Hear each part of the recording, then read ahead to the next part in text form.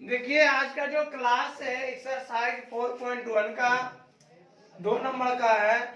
निम्न स्थितियों को द्विघात समीकरणों के रूप में निरूपित कीजिए। निरूपित का मतलब होता है दिखाना, वहां पे है ना, दर्शाना। लिखा हुआ है क्वेश्चन नंबर 1 में, एक आयताकार भूखंड का क्षेत्रफल 528 मीटर स्क्वायर है। क्षेत्र की लंबाई चौड़ाई के दुगने से एक अधिक है। हमें भूखंड की लंबाई और चौड़ाई ज्ञात करनी है। यानी क्षेत्रफल इसका दे दिया है, आयत का क्षेत्रफल दे चुका है ना। इसका लंबाई और चौड़ाई ज्ञात करना है।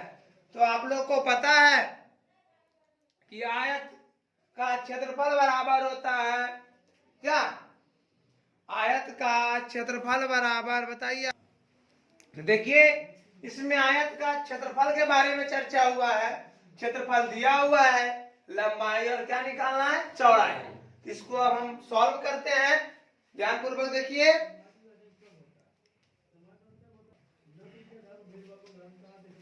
जो चीज दिया हुआ है पहले लिखिए। आयताकार भूखंड का क्षेत्रफल बराबर 528 मीटर स्क्वायर। देखिए कह रहा है उसके क्षेत्र की लंबाई जो है चौड़ाई के दुगने से एक अधिक है। तो चौड़ाई के दुगने, तो मान लिया यहां पर, माना कि आयत की चौड़ाई बराबर x मीटर, क्योंकि सब मीटर में दिया हुआ है तो इसका भी मात्रक मीटर ही होगा। तो आयत की चौड़ाई x मीटर है तो लंबाई क्या होगी? तो ये क्वेश्चन में कह रहा है क्षेत्र की लंबाई जो है चौड़ाई के दुगना, तो मैंने चौड़ाई में 2 से गुना कर देंगे और उसमें 1 जोड़ देंगे तो क्या हो जाएगा? आयत की लंबाई हो जाएगा। समझ रहे हैं मेरा बात? तो देखिए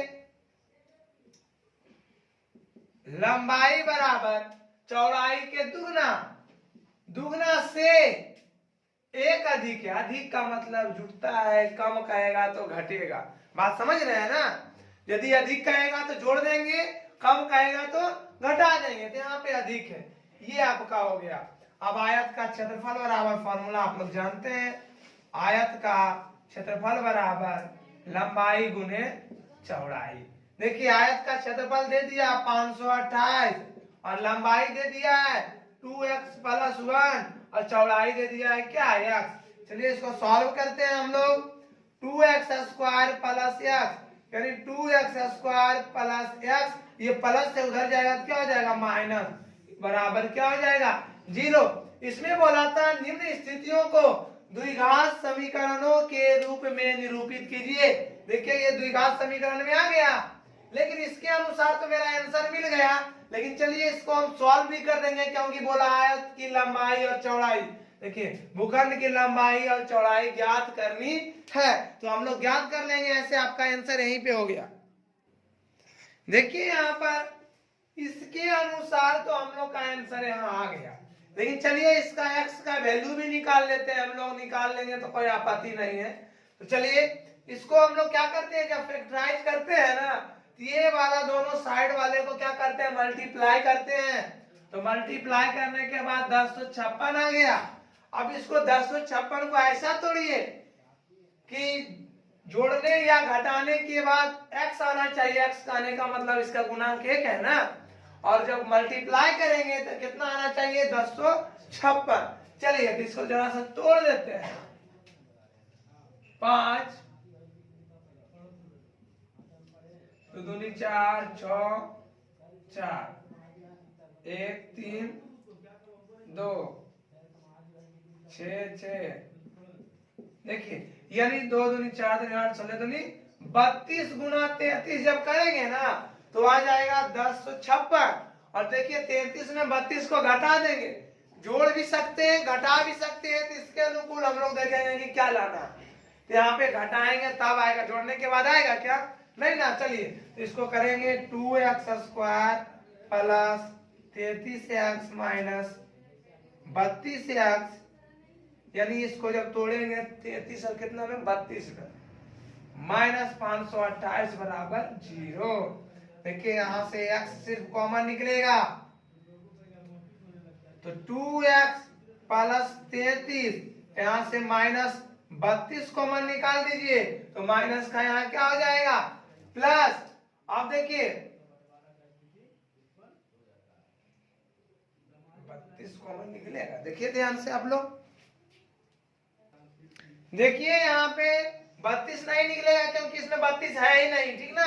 कितना निकलेगा 16, माइनस 16 जब निकाल देंगे ना तो यहाँ से बच जाएगा माइनस का प्लस 2x, माइनस का यहाँ प्लस हो जाएगा, यहाँ पे क्या हो जाएगा 33 इक्वल 0। आपको हम बताए थे कि हर हाल में ये दोनों इक्वल होना चाहिए तब मेरा फैक्टराइज सही होगा, अन्यथा क्या हो जाएगा गुणनखंड गलत हो जाएगा। देखिए जैसा आया है तो 2x प्लस 33 एगो x माइनस 16 बराबर 0, 2x बराबर माइनस 33, x बराबर माइनस 33 बटे 2, x माइनस 16 बराबर 0 तो x बराबर 16। देखिए ऋणात्मक मान संतुष्ट नहीं करता है क्योंकि माइनस में है ना, कभी भी भुजा जो है ना लंबाई चौड़ाई माइनस में नहीं होता है, ठीक है। तो x का मान कितना आ गया 16।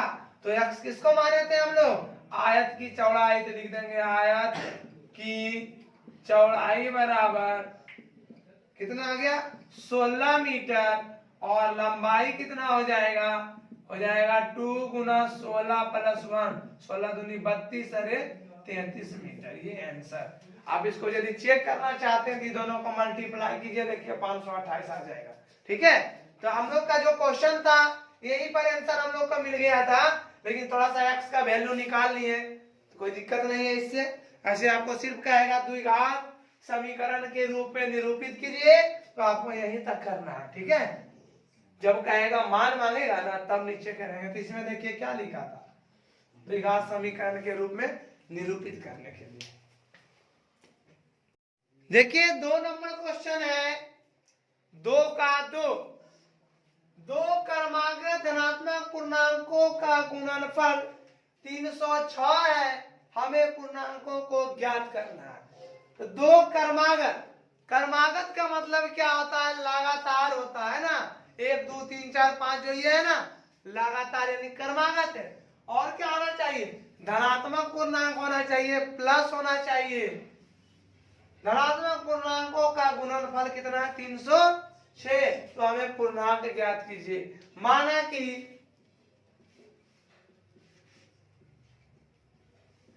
पहला धनात्मक पूर्णांक बराबर x, पहला x है तो दूसरा क्या हो जाएगा दूसरा धनात्मक पूर्णांक बराबर x प्लस 1। x प्लस 1 इसलिए किए कि लगातार होना चाहिए, यदि x के जगह 2 है तो अगला क्या आना चाहिए 3, यदि 3 है तो उसके अगला क्या आना चाहिए 4, तो लगातार हो रहा है ना। तो माना कि पहला धनात्मक पूर्णांक x, दूसरा हो जाएगा x प्लस 1। क्वेश्चन में कह रहा है प्रश्नानुसार हमें पूर्णांकों को ज्ञात करना है, तो 2 क्रमागत धनात्मक पूर्णांकों का गुणनफल किसको कहते हैं जो गुणा करके फल प्राप्त होता है उसको हम लोग क्या कहते हैं गुणनफल कहते हैं। देखिए प्रश्न से तो दोनों को गुणा कर देंगे ना x प्लस 1 इंटू x तो कितना आ जाएगा 306, गुणा करके जो फल प्राप्त होता है तो गुणनफल कितना है 306। अब देखिए इसको तोड़ देंगे bracket x square plus x equal 306, ठीक ना। x square plus x minus 306 बराबर 0। अब देखिए ये द्विघात समीकरण के रूप में आ गया है। चलिए इसका फैक्टराइज करते हैं हम लोग। x square plus 18x minus 17x minus 306 बराबर 0। देखिए 18 17 में इसको तोड़ देंगे, ठीक है। x कॉमन निकाल दीजिए, x प्लस 18 माइनस 17 कॉमन निकाल दीजिए तो x माइनस का प्लस हो जाएगा ना, माइनस का फिर प्लस 18 बराबर 0। तो x प्लस 18 और x माइनस 17 बराबर 0। तो x प्लस 18 बराबर 0 तो x बराबर माइनस 18 और x बराबर कितना 17। क्या बोला था धनात्मक ना, तो ये x इक्वल टू -18, यानी ऋणात्मक मान संतुष्ट इसमें नहीं करेगा। तो x बराबर 17 तो यहाँ लिख देंगे पहला धनात्मक पूर्णांक बराबर कितना 17, और दूसरा क्या हो जाएगा बउआ, दूसरा धनात्मक पूर्णांक बराबर 17 प्लस 1 यानी 18। देखिए लगातार आया कि नहीं, तो आपका आंसर तो यही तक था, लेकिन हम आप लोग को x का वैल्यू भी निकाल करके दिखा दिए कि हो सकता है कभी कह दे कि इसका ये संख्या क्या है, पूर्णांक क्या है, तो हम लोग उस समय निकाल सकते हैं। ठीक है, इस चैप्टर में सिर्फ बोला है कि द्विघात समीकरण के रूप में निरूपित कीजिए। देखिए द्विघात समीकरण के रूप में निरूपित यहाँ पे हो गया। चलिए अगला क्वेश्चन देखते हैं। देखिए नेक्स्ट क्वेश्चन है आपका 3 नंबर जो है, इसमें क्या कह रहा है देखिए आप लोग ध्यानपूर्वक। रोहन की माँ उससे 26 वर्ष बड़ी है। रोहन की माँ, रोहन शायद तो कोई लड़का का नाम है, उसकी माँ जो है अपने बेटे से 26 साल बड़ी है। ठीक है, थोड़ा देर के लिए हम लोग मान लेंगे यदि बेटा 3 साल का है तो उसकी माँ कितने साल के, 29 साल के। समझ गए, 6 साल के होगा बेटा तो उसकी माँ 32 साल के। समझ रहे हैं, यानी 26 साल बड़ा। तो रोहन की माँ उससे 26 वर्ष बड़ी है। उनकी आयु वर्षों में, आयु जो क्या चीज में दिया हुआ, वर्षों में दिया हुआ का गुणनफल अब से 3 वर्ष पश्चात 360 हो जाएगी। कब, 3 वर्ष पश्चात। पश्चात का मतलब होता है बाद, पूर्व का मतलब होता है पहले। तो हमें रोहन की वर्तमान आयु ज्ञात करनी है। तो मान लीजिए, माना कि रोहन की वर्तमान आयु बराबर x वर्ष, तो उसकी मां का क्या हो जाएगा,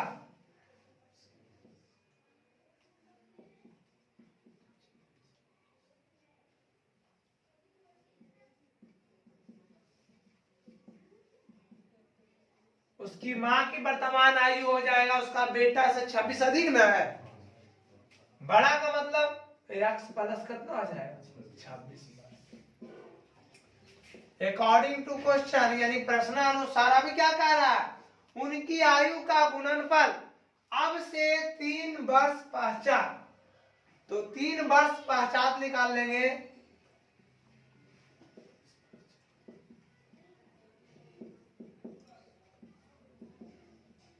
देखो बउआ, 3 वर्ष पश्चात तो उम्र बढ़ेगा ना, दोनों का उम्र बढ़ेगा कि एगो के, जब भी बढ़ेगा तो दोनों का ना, कम बेसी बने रहेगा, लेकिन 3 साल इसका भी बढ़ेगा तो 3 साल उसकी माँ का भी बढ़ेगा। तो 3 वर्ष पश्चात रोहन की आयु, पहले था x, तो x प्लस कितना हो जाएगा 3, फिर 3 वर्ष पश्चात उसकी माँ की आयु, तो x प्लस 26 था ना, इसमें 3 जोड़ देंगे, यानी x प्लस कितना हो जाएगा 29। अब कह रहा है क्वेश्चन में कि अब से 3 वर्ष पश्चात उनकी आयु का गुणनफल, यानी ये आयु और ये आयु को गुणा कर देंगे, यानी x plus 3 into x plus 29 equal to कितना आ जाएगा 360। ब्रैकेट तोड़िए, x square plus 29x plus 3x, 29 का टेबल पढ़िए, 29 दिया 87 बराबर 360, x square 31x plus 87 minus 360 बराबर 0। देखिए यहाँ पे रफ कर लेते हैं।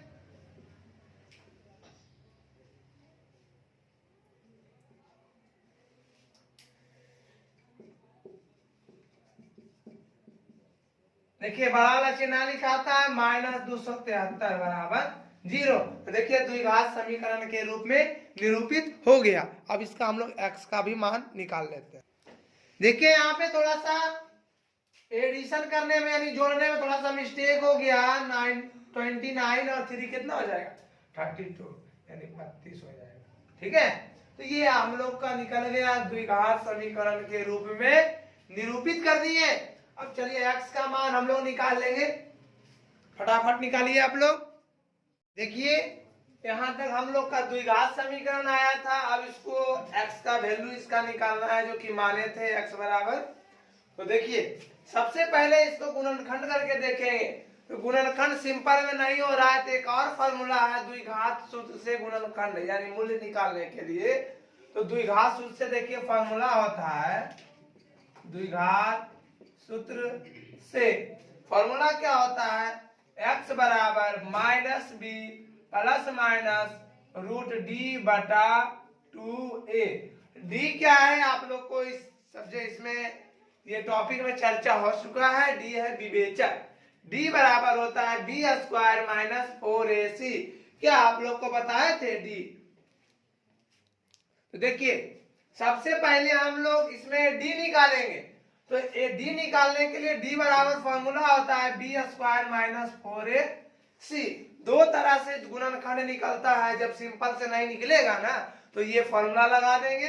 बहुत सारा का गुणनखंड नहीं होता है, ठीक ना, तो उसको फिर हम द्विघात सूत्र से तोड़ लेते हैं।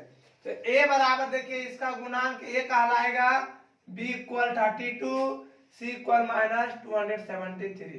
तो d बराबर होता है b स्क्वायर माइनस 4ac। तो b का वैल्यू कितना है 32 है ना, 32 का square minus 4 into 1 into minus, देखिए 32 इंटू 32 कितना होगा कीजिए तो आप लोग। देखिए इसका जब हम लोग स्क्वायर करेंगे ना तो 1024 हो जाएगा, माइनस माइनस प्लस इसको जब करेंगे गुना तो 1092 हो जाएगा। इस दोनों को जोड़ देंगे, 4 2 6 9 2 11 11 2 21 16 आएगा। ये डी का मान आ गया। चलिए यहाँ बैठा देते हैं x equal minus b, b के जगह पर क्या है 32 ना, तो माइनस 32 प्लस माइनस रूट 2116 बटा 2 गुना a का मान 1 है तो 1 रख देंगे। x बराबर माइनस 32 प्लस माइनस 216 का जब निकालेंगे ना तो 46 आएगा। चलिए इसको यहाँ पे 46 लिख लेंगे बटा 2। इसका मतलब आप लोग जानते हैं प्लस माइनस एक बार प्लस होगा एक बार माइनस होगा। तो देखिए x बराबर माइनस 32 प्लस 46 बटा 2, ये को तुम्हारा आएगा x बराबर माइनस 32 माइनस 46 बटा 2। इसको जब करेंगे ना सॉल्व तो 6 घट जाएगा, 46 में से आप इसको घटा दीजिए तो शायद 14 आएगा, 14 बटे 2 जुट जाएगा तो माइनस 6 2 8 4 3 7 बटा 2 यानी कितना आ जाएगा 7।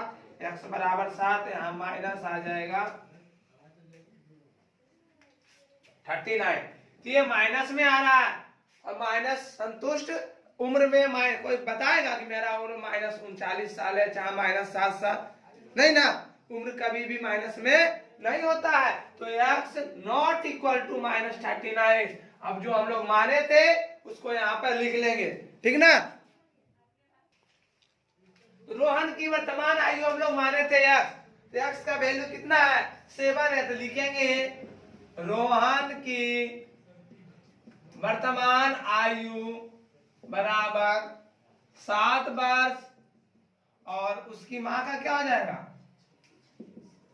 उसकी माँ की वर्तमान आयु क्योंकि अपने बेटे से 26 साल क्या थी बड़ी थी, तो हो जाएगा 7 प्लस 26 यानी इसको 7 6 13 3 बार किए 1 2 1 3 33 वर्ष यानी माँ का उम्र 33 वर्ष और उसका बेटा का उम्र 7 वर्ष। यही हम लोग का आंसर आना था, लेकिन आपको बोला था यहीं तक, लेकिन हम सॉल्व यहाँ तक कर दिए। हो सकता है कभी मान का अधिक निकालने के लिए, लेकिन इस चैप्टर में सिर्फ बोल रहा है द्विघात समीकरण के रूप में लिखे।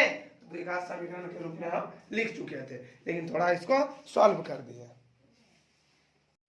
इस चैप्टर का जो है 4.1 का लास्ट क्वेश्चन है, आप लोग ध्यान से इसे देखें। एक रेलगाड़ी 480 किलोमीटर की दूरी समान चाल से तय करती है। समान चाल समझते हैं, एक चाल से कितना किलोमीटर 480 किलोमीटर। यदि इसकी चाल 8 किलोमीटर प्रति घंटा कम कर दी जाए, कम का मतलब जो समान चाल से जो चल रहा था उसको कम कर देंगे, थोड़ा स्लो कर देंगे, है ना, तो वह उसकी दूरी को तय करने में 3 घंटे अधिक लेती है। हमें रेलगाड़ी की चाल ज्ञात कीजिए। ऑटोमेटिक के बउआ जब स्पीड कम करेंगे तो समय ज्यादा लगेगा। तो सबसे पहले हम लोग लिखेंगे, इसको सॉल्व करेंगे। रेलगाड़ी द्वारा तय की गई दूरी, रेलगाड़ी द्वारा कितना किलोमीटर दूरी तय करना है? 480 किलोमीटर।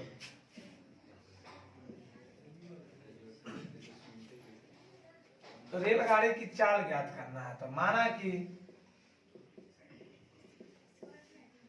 रेलगाड़ी की चाल बराबर x किलोमीटर प्रति घंटा, है ना, x किलोमीटर प्रति घंटा। 480 किलोमीटर की दूरी ट्रेन से तय करने में लगा समय, समय बराबर दूरी बटा चाल होता है। दूरी कितना है? 480 और चाल कितना है यार? इतना समय लगेगा। ठीक है, कितना समय लग गया। अब क्या कह रहा है? यदि इसकी चाल 8 किलोमीटर प्रति घंटा कम होती है तो चाल जो है, यदि इसकी चाल 8 किलोमीटर प्रति घंटा कम होती है तो तय करने में लगा समय। देखिए दूरी तो उतना ही है, लेकिन उसका क्या चाल में कमी आ रहा है, तो दूरी 480 ही रहेगा। और तुम्हारा क्या था? चाल था x, तो इसमें से 8 किलोमीटर प्रति घंटा कम कर देंगे। कम का मतलब क्या करेंगे? घटा देंगे। ठीक है, कह रहा है तो वह उसी दूरी को तय करने में 3 घंटे अधिक लेती है। कौन? जिसमें चाल कम रहेगा ना, उस समय अधिक ले रही है। तो प्रश्न से 480 बटा x माइनस 8 इक्वल 3 प्लस 480 बटा x, यानी इससे 3 घंटा अधिक ले रही है, जिसमें 3 क्या करेंगे? जोड़ देंगे। अब देखिए 480 बटा x माइनस 8 प्लस इधर आएगा तो माइनस हो जाएगा बटा x इक्वल 3। अब इसका एलसीएम निकाल लेंगे। x इंटू एक्स माइनस 8 ये कट जाएगा तो 480 x बचेगा माइनस 480 x खत्म तो x माइनस 8 इक्वल क्या हो जाएगा? 3। अब देखिए इसको ब्रैकेट तोड़ते हैं, ध्यान से आप लोग देखिएगा। 480 x minus 480 minus minus plus 0 8 8 64 के 4 बाकी 6 8 चौक 32 32 और 6 38 इक्वल इसको कर दीजिए 3x into x minus 8। Cross multiplication कर दिए, ये दोनों क्या हो गया? कट गया। आपका यहाँ पे 38 40 बराबर, इसको ब्रैकेट तोड़िए, 3x स्क्वायर माइनस 8 दिया 24x, सबको एक तरफ कर दीजिए, 3x square minus 24x plus इधर गया तो माइनस 38 40 बराबर 0। देखिए 3 कॉमन निकलता है, निकल जाएगा 3 कॉमन, यहाँ से हो जाएगा x square minus 8x minus, इसको देखिए कॉमन निकालने के लिए डिवाइड करके देख लेते हैं कितना से कटता है।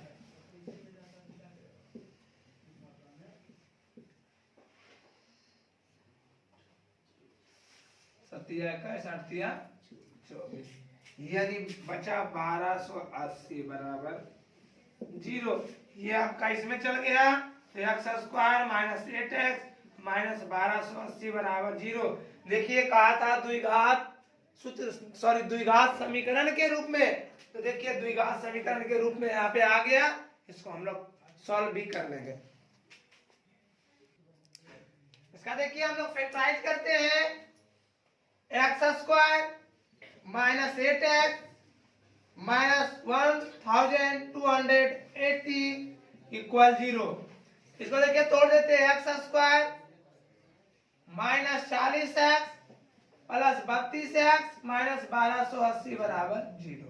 एक्स कॉमन निकल जाएगा तो एक्स माइनस 40 प्लस 32 कॉमन निकल जाएगा तो एक्स माइनस 40 बराबर 0।